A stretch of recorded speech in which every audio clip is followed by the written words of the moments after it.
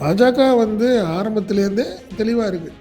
அதிமுகவை ரொம்ப முன்கூட்டியே கட்டாயப்படுத்தி கூட்டணியில் வர வச்சதுக்கு காரணமே அதுதான். அவங்க தெளிவாக இருந்தாங்க. என்ன இருந்தாங்கன்னா, நம்ம கட்சியை வளர்க்குறதுக்கு ஒரே ஒரு ஆப்ஷன் அதிமுகவுடன் பயணிப்பது. அவங்களை மிரட்டி பணிய வைப்பது அப்படிங்கிறது தான் பிஜேபியோட சிங்கிள் லைன் அஜெண்டா. அமித்ஷா என்ன சொல்லிட்டாரு, நயனா நாகேந்திரன்ட்ட இந்த லிஸ்ட்டை கொண்டு போய் கொடுத்துட்டு வந்துடு. ஏற்கனவே ஆல்ரெடி ஃபைனல் பண்ணிட்டாங்க. பாராளுமன்ற தேர்தலில் அதிமுகவுக்கு சில இடத்துல திமுக, ரெண்டாவது பிஜேபி, அதுக்கப்புறம் அதிமுகலாம் இருந்திருக்கு.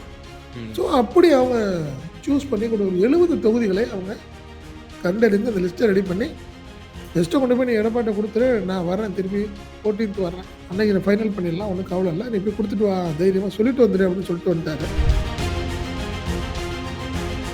70 வந்து பிஜேபி நெருக்குஞ்சுன்னா 70 வேணும்னு கேட்டால் அதிமுக என்ன செய்ய போகுது? அப்படி பார்த்தீங்கன்னா ஒரு 134 தொகுதி தான் வரும், 140 தொகுதியில் தான் நிற்குமா அதிமுக. இப்போ அதனால தான் பிஜேபியோடைய பிளான் கூட்டணி ஆட்சி அப்படிங்கிற ஒரு கணக்கு போகிற மாதிரிலாம் தெரியுது. 70 கேட்குறத பார்க்குறப்ப அப்படி தானே தெரியுது. பட் கொடுக்க மாட்டேன்னு சொல்லுவாரா? அந்த அளவுக்கு அவருக்கு தைரியம் இருக்கா? 35 தொகுதி 45 தொகுதி எங்கே போய் நிற்க போகுது? உங்களுக்கு ரொம்ப கஷ்டமா இல்லையா? அதில் உள்ள அதிமுக தலைவர்கள், நிர்வாகிகள்லாம் என்ன பண்ண போகிறாங்க? 70 தொகுதியை கொடுத்துட்டாங்க. அதிமுக பெரிய ஒரு சலசலப்பாயிரும், பெரிய பிரச்சனையாயிரும். ஏற்கனவே பெரிய பிரச்சனை இருந்துகிட்டு இருக்கு. பெரிய தலைவலியாக தான் இருக்க போகுது எடப்பாடி பழனிசாமி. கடந்த பாராளுமன்ற தேர்தலில் எடுத்த முடிவு தைரியமான முடிவு, கடினமான முடிவு அப்படின்னு நீங்கள் சொன்னீங்கன்னா இந்த முறை வாய்ப்பு கிடையாது. சொல்றதை கேட்கணும் அவரு.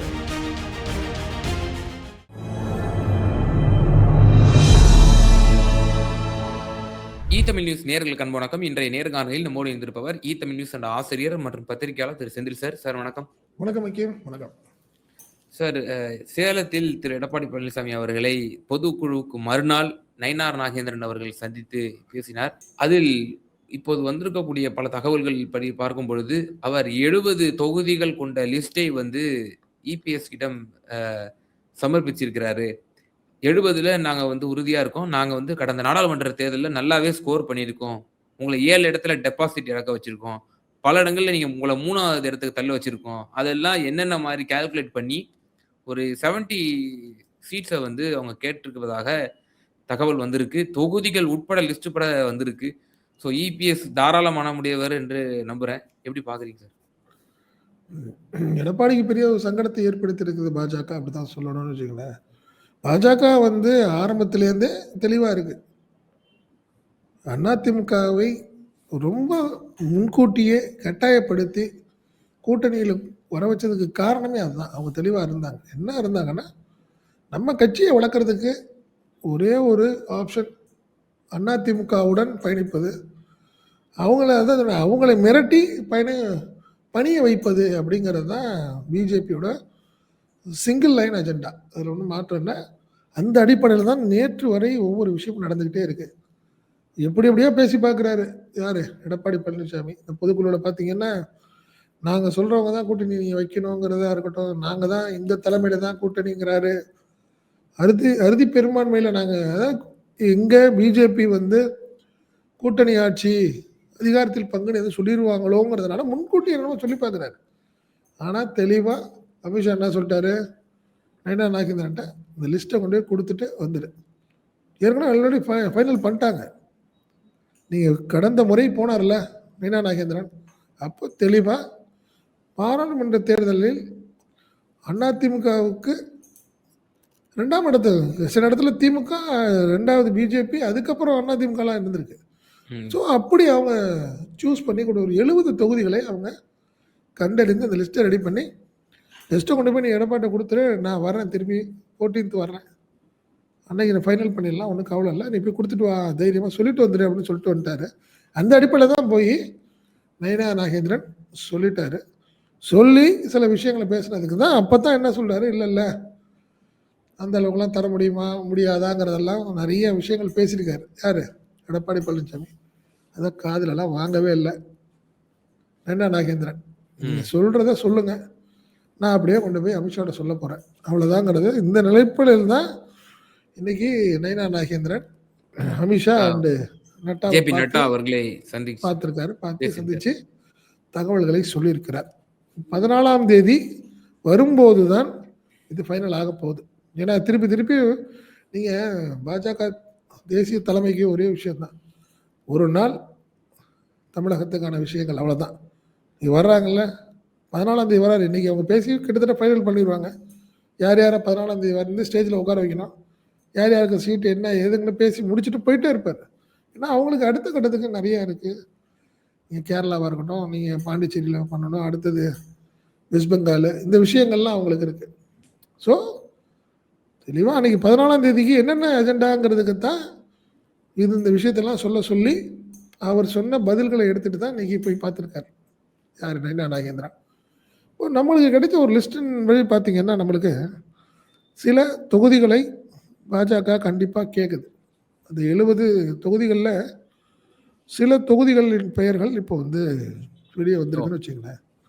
லிஸ்ட்டில் பார்த்தீங்கன்னா அரக்கோணம் லோக்சபா தொகுதியில் சோளிங்கர், மத்திய சென்னையில் எழும்பூர், துறைமுகம், ஆயிரம் விளக்கு, வட சென்னையில் குளத்தூர், தென் சென்னையில் மயிலாப்பூர், டி நகர், வேளச்சேரி, விருக்கம்பாக்கம் அப்படிங்கிற அடிப்படையில் கோயம்புத்தூர், அதாவது நல்லா பார்த்தீங்கன்னா சிட்டி, தென் மாவட்டம் அப்படி அழகாக தெளிவாக பிரித்து கேட்குறாங்க.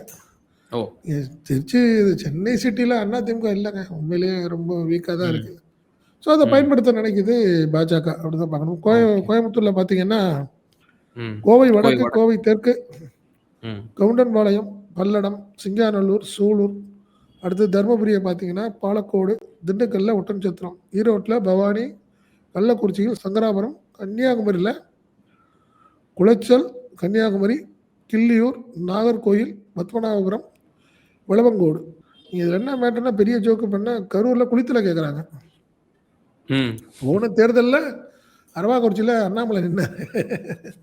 இந்த முறை குளித்தலில் அண்ணாமலை அங்கே நிற்கலை. அவர் அண்ணாமலை இந்த முறை கோயம்புத்தூரில் நிற்பார் அப்படின்னு ஒரு தகவல் சொல்கிறாங்க. அதனால் கரூரில் குளித்தலை, கிருஷ்ணகிரியில் ஒசூர், தளி, மதுரையில் மதுரை தெற்கு, நாமக்கல்லில் ராசிபுரம், நீலகிரியில் குன்னூர், மேட்டுப்பாளையம், ஊட்டி, பெரம்பலூரில் பார்த்தீங்கன்னா பெரம்பலூர், பொள்ளாச்சி பாராளுமன்ற தொகுதியில் எடுத்தீங்கன்னா கிணத்துக்கடவு, தொண்டாமுத்தூர், வால்பாறை, ராமநாதபுரம் தொகுதியில் பரமக்குடி, தென்காசியில் பார்த்தீங்கன்னா தென்காசி, தேனியில் பார்த்தீங்கன்னா போடி, தூத்துக்குடியில் ஒட்டப்பிடாரம், திருச்சியில் ஸ்ரீரங்கம் அப்படின்னு ஒரு கணக்கில் வருது. நெல்லையில் பார்த்தீங்கன்னா ஆலங்குளம், அம்பை, நாங்குநேரி, பாளையங்கோட்டை, ராதாபுரம், வேலூரில் ஆம்பூர், அணைக்கட்டு, குடியாத்தம், கேவிக்குப்பம், வேலூரில் பார்த்தீங்கன்னா விருதுநகரில் அருப்புக்கோட்டை அப்படிங்கிற ஒரு அடிப்படையில் இந்த சீட்டெல்லாம் கேட்குறாங்க.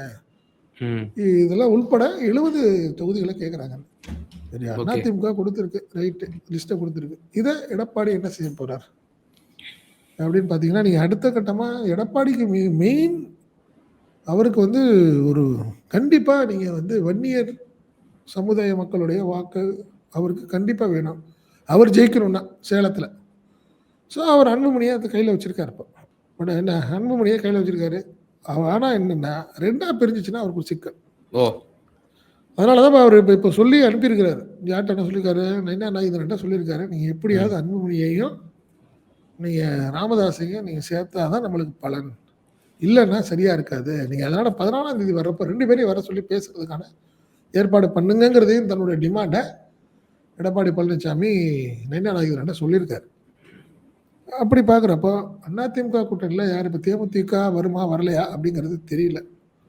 பட் தேமுதிக கண்டிப்பாக ஒரு 15 தொகுதி கேட்கணும். வைங்க, அன்புமணியாக இருக்கட்டும், ராமதாஸாக இருக்கட்டும், 2 பேரில் யார் வந்தாலும் 30 தொகுதி கேட்க மாட்டாங்களா? 23 கேட்பாங்க கடந்த முறை வாங்கினபடி. 25னே வைங்க, ஒரு 25, பாமக 25, நீங்கள் தேமுதிகக்கு ஒரு 10 தொகுதினே வைங்க, 35 அவங்களுக்கு வேணும். இப்படி இவங்க 70 கேட்டால் அப்போ எத்தனை தொகுதியில் அவங்க நிற்க போகிறாங்க? 234 தானங்க இருக்கு. புரியுதுங்களா? எப்படி ஒரு சாத்தியம் அவருக்கு? 70 வந்து பிஜேபி நெருக்குஞ்சுன்னா 70 வேணும்னு கேட்டால் அதிமுக என்ன செய்ய போகுது? அப்படி பார்த்தீங்கன்னா ஒரு 134 தொகுதி தான் வரும், 140 தொகுதியில் தான் நிற்குமா அதிமுக? இப்போ அதனால தான் பிஜேபியோடைய பிளான் கூட்டணி ஆட்சி அப்படிங்கிற ஒரு கணக்கு போற மாதிரிலாம் தெரியுது. 70 கேட்கறத பார்க்குறப்ப அப்படித்தானே தெரியுது ஹக்கீம் உங்களுக்கு. ம், ம். அதனால எனக்கு தெரிந்து எடப்பாடி பழனிசாமி அந்த அளவுக்கு கொடுக்க மாட்டாரு அப்படிங்கிற ஒரு விஷயம். பட் கொடுக்க மாட்டேன்னு சொல்லுவாரா? அந்த அளவுக்கு அவருக்கு தைரியம் இருக்கா? அப்படிங்கிற ஒரு இன்னொரு மிகப்பெரிய சந்தேகமும் நம்மளுக்கு இருக்கு. காரணம் என்னன்னா, அவங்களுக்கு நெருக்கடி நெருக்கடி இருக்குன்னு வச்சுக்கங்களேன் அவங்களுக்கு. இல்லன்னா இவ்வளோ சீக்கிரமா கூட்டணியே போட்டிருக்க மாட்டாங்களே. அக்ரிமெண்ட்ல கையெழுத்து போட்டிருக்க மாட்டாரே. ம். பார்த்துக்கலாம்னு சொல்லிட்டு இருந்தவர் தானே. அவர் என்னைக்கு வந்து விஜய்ன்னு ஒரு லைன் எடுத்த மாதிரி தெரிஞ்ச உடனே பிஜேபி கூப்பிட்டு உடனே வேலையை முடிச்சு விட்டுருச்சு. அதனால இந்த 70 தொகுதி விஷயம்ங்கிறது அடுத்தடுத்த விஷயங்கள மிகப்பெரிய பிரச்சனையை ஏற்படுத்தும். அதில் ஒன்றும் மாற்றம் இல்லை. அதிமுகல ஒரு பெரிய குழப்பத்தை ஏற்படுத்தும். ம். ஏன்னா இந்த 70 தொகுதியையும் கிட்டத்தட்ட அண்ணா பிஜேபிக்கு ஒரு 20 தொகுதியில கேண்டிடேட் இருக்கலாங்க. பிரபலமான மீதி உள்ள முகங்கள். கடந்த நாடாளுமன்ற தேர்தல்ல போட்ட மாதிரி. அந்த மாதிரி ஒரு 20 தொகுதியில இல்ல 25 தொகுதியில வேணா ஆட்களை போடலாம். மீதி 35 தொகுதி 45 தொகுதி எங்கங்க போய் நிக்க போகுது உங்களுக்கு? ம். ரொம்ப கஷ்டமா இல்லையா? அதுல உள்ள அதிமுக தலைவர்கள், நிர்வாகிகள்லாம் என்ன பண்ண போறாங்க? 70 தொகுதிய குடுத்துட்டா, அதிமுகல பெரிய ஒரு சலசலப்பு ஆயிரும். பெரிய பிரச்சனை ஆயிரும். ஏற்கனவே பெரிய பிரச்சனை இருந்துகிட்டு இருக்கு. ம். அதனால இது வந்து பெரிய தலைவலியா தான் இருக்க போகுது எடப்பாடி பழனிசாமிக்கு. ம். நீங்க 14ஆம் ஆனா, தேதி 2 எடப்பாடி சுற்று பழனிசாமி அவர்கள் ஒரு டஃப் பார்கெய்னரு. அவரு நாடாளுமன்ற தேர்தல்ல 12 சீட்டு கேட்டதுக்கு தான் வந்து முறிச்சுட்டு வந்தாரு. அவரு இடி, சிபிஐக்குலாம் வந்து அவர் வந்து பயந்துகிட்டுலாம் ஓடல. அவங்க யார் யாரு தங்களுக்கு என்ன லாபம், அதுக்கு தகுந்தவாறு தான் கூட்டணி அமைப்பாங்க. அதனால பாராளுமன்றத்துல தேர்தல் டைம் வந்து மீண்டும் பிரைம் மினிஸ்டர் மோடி வரமாட்டாரு அப்படிங்கிறதுடைய எடப்பாடி பழனிசாமியுடைய கணக்கு அதுதான். அதனாலதான் தைரியமா அவரு போட்டு பார்த்தாரு. நீங்க வந்தா என்னைய பார்த்துக்கலாம். திருப்பி பிஜேபி வந்தா தானே நம்ம பயப்படணும் அப்படின்னு நினைச்சாரு. அன்எக்ஸ்பெக்டடா கூட்டணி ஆட்சி ஆயிடுச்சு. என்டிஏ கூட்டணி ஆட்சி மீண்டும் மத்தியில வந்துருச்சு. ஸோ அதனால தான் இப்போ ஒரு சங்கடத்தில் இருக்காரு. அதனால கடந்த பாராளுமன்ற தேர்தலில் எடுத்த முடிவு தைரியமான முடிவு, கடினமான முடிவு அப்படின்னு நீங்க சொன்னீங்கன்னா, இந்த முறை வாய்ப்பே கிடையாது. ம். புரியுதுங்களா? அவங்களுக்கு வாய்ப்பே கிடையாது ஹக்கீம் அதுல. சொல்றத கேட்கணும் அவரு. என்ன கேட்கணும் அதிகபட்சம் இல்லைங்க கேண்டிடேட் கூட கிடையாது உங்களுக்கு. ஒரு 50 சீட்டு இல்லை 40 சீட்டு அப்படின்னு ஏதாவது இறங்கி அதுல பேசலாமே ஒழிய முடியாதுங்கிற விஷயத்துக்கெல்லாம் வேலையே கிடையாது. இருந்தாலும் அதிமுக ரெண்டா உடையும். வேலுமணி தலைமையில் அதிமுக ரெண்டா ம். நீங்க ஏற்கனவே பிஜேபி செய்யும் தைரியமா செய்யுங்கிறது எல்லாத்துக்குமே தெரியும் வைக்கும். ம்ஹ்ம். ஆல் ஓவர் இந்தியாவில் ஒன்று நடக்கிற விஷயங்கள் தானே இது. சிவசேனாவா இருக்கட்டும், நீங்க ஒவ்வொரு ஊர்லயும் நடக்குதுல்ல இந்த சம்பவங்கள். எடப்பாடி நீங்க சரியா ஒத்துக்கல, பிஜேபி சொல்றதை செய்யலைன்னா அதுக்காக தானே செங்கோட்டையனை கையில் எடுத்தது அவங்க அப்ப. சரியா இல்லைன்ட்டு அவங்க போயிட்டாரு செங்கோட்டை அங்க அடுத்து எஸ்பி வேலுமணி எடுக்கலான்றீங்க கையில. வேலுமணி எடுக்கலாம் 100% நடக்கும் வைக்கும். அதெல்லாம் மாற்றமே கிடையாது. இப்போ அந்த 70 லிஸ்ட் கேட்டாங்கன்னே வச்சுப்போம். 70மே வந்து குடுத்துருவாங்கன்னு எதிர்பார்க்க முடியுமா? ஏதாவது அதுதான் நான் சொல்றேன். அதிகமா கேட்கலாம். இப்ப உதாரணத்துக்கு சொல்றேன். காங்கிரஸ் கட்சி குழு வந்து சந்திச்சு குடுத்ததாக சொன்னாங்க. அவங்களும் ஒரு லிஸ்ட் குடுத்தாங்க. 50 தொகுதி கேட்டாங்க அப்படின்னு சொன்னாங்க. நீங்க இப்ப இருக்கக்கூடிய திமுகவோட நிலைமையில 50 சீட்டு குடுக்க முடியுமா ஒரு கட்சிக்கு? நிச்சயமா வாய்ப்பே கிடையாது. கொடுக்க மொத்த முடியாது. கூட்டணி கட்சிகளுக்குமே 50 சீட்டு தான் அங்க கிடைக்குங்கிற வந்து அளவுக்கு. தலைவர்கள் இல்ல அவங்களுக்கு அங்க இருக்க தலைவர்களுக்குள்ள ஸ்மூத் விஷயம் இருக்கு. அவங்க ஜனநாயகம் இருக்கு. 2 பேர் பேசுவாங்க. விட்டு கொடுத்து போலாம். 25ங்கிறது இந்த டைம் 30 கூட கொடுக்கறதுக்கு வாய்ப்பு இருக்கு. நிலைமை எப்படி இருக்கலாம்.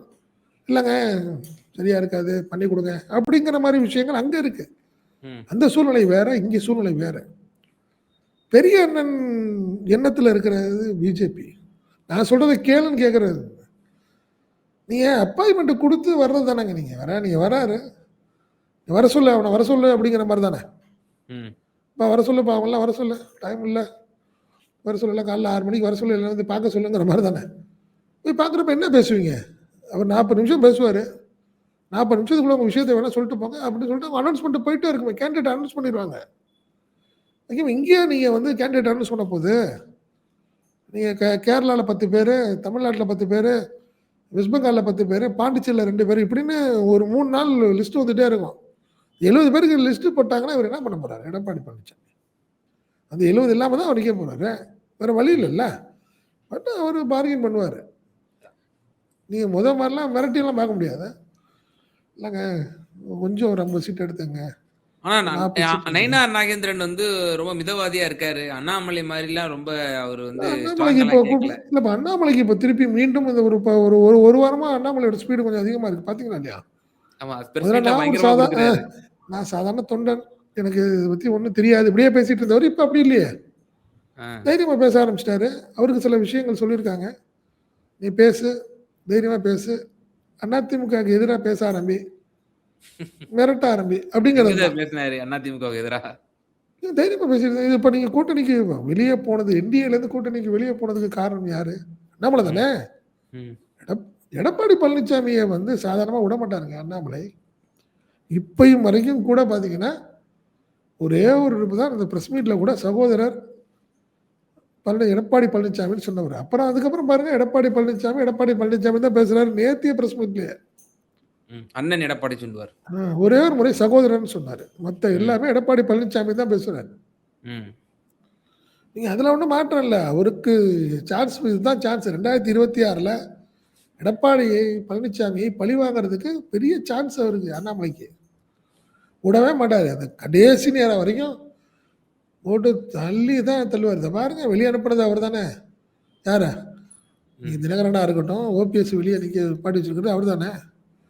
சும்மா போய் பேசிட்டு வராரு. பேசிட்டு தகவல் என்ன சொல்றாரு, இல்லங்க ஒத்துக்க மாட்டேன்ட்டாங்கன்னு சொல்ல போறாரு. வேற என்ன சொல்ல போறாரு? கட்டாயப்படுத்த முடியாதுல்ல. நீங்க டிடிவியையும் சரி, ம். ஓபிஎஸ்ஸையும் சரி. அதனால நீங்க இது டஃப் பீரியடு யாருக்கு? எடப்பாடி பழனிசாமிக்கு ஒரு இனிமையா டஃப் பீரியட் தான். அதனால மாற்றமே இல்ல. ம். பிஜேபி என்ன சொல்லுதோ அத கேட்டு தான் ஆகணும். பெரிய மனசு பண்ணி சரி ரைட்டு போதும் எங்களுக்கு 40 போதும் அப்படின்னு அவங்க சொன்னா தான். 40மே அதிகம் தானே. இல்ல டபுள் மடங்கு கடந்த முறை குடுத்தத விட. ஆ 40 அதிகம். பட் 70 கேட்கிறப்ப என்ன அர்த்தம் அது? ம். அவங்க ஒரே கணக்குல இருக்காங்க. பார்லிமென்ட்ல நாங்க இவ்வளோ வாங்கியிருக்கோம். இந்த தொகுதியிலலாம் உங்களுக்கு மீறி நாங்க வாங்கியிருக்கோங்கிறது தான். அதுக்கு நீங்க பதில் சொல்லவே முடியாதே எடப்பாடி பழனிசாமி. ஒத்துத்தானே ஆகணும். அவர் தானே சொல்றாரு. இப்பயே நாங்க 84 தொகுதியில நாங்க ஜெயிச்சுட்டோம் அப்படின்னு சொல்றாருல்ல. இந்த அப்படியே கணக்கு தானே ஜம்ப் இப்ப பண்றாரு. அவங்களும் 210 ஜம்ப் பண்றாரு அப்படியே. ஏன் பண்ணாரு. இப்ப அவங்களும் அந்த கணக்கு பண்ணாங்கல்ல. நாங்களும் ஜெயிச்சுட்டோம் தம்பி அப்படிங்கிற மாரி அவங்க கேட்பாங்கல்ல லிஸ்ட்டு. அதனால இன்னைக்கு நடந்த நயனா நாகேந்திரன், அமித்ஷா சந்திப்புங்கிறது எடப்பாடி பழனிசாமிக்கு ஒரு சங்கடத்தை ஏற்படுத்தி இருக்கிறது என்பதுதான் உண்மை இயக்கம். அதுல மாற்றமே இல்ல. பொறுத்திருந்து பார்ப்போம் சார். சீட் ஷேரிங் ஒரு மிகப்பெரிய ஒரு இஷ்யூவாக சவாலா இதுவரை தான் இருக்கும். பேசப்படாத ஒரு விஷயமாக இருக்கும். ஸோ எல்லாரும் இன்டர்னல் விவகாரத்த பத்தி பேசுறாங்க. கட்சியினுடைய இன்டர்னல் விவகாரம். அத விட தாண்டி எடப்பாடிக்கு ஒரு மிகப்பெரிய சவாலாக இருக்கக்கூடியது வந்து சவாலா இந்த இருக்கும். சீட்டு பகிர்வு தான். அ வரும் ஜனவரி, பிப்ரவரிக்கு உள்ளார வந்து இந்த சீட்டு பகிர்வு முடிவு என்று எதிர்பார்க்கப்படுகிறது. ஃப்ரெண்ட்லி ஃபைட்டோ அந்த மாரி எந்த ஒரு இதுவும் பீகார் போல நடக்காது என்று நம்ம எதிர்பார்ப்போம். ரொம்ப நன்றி சார். உங்களோட நேரத்த நன்றி ஐயா. நன்றி.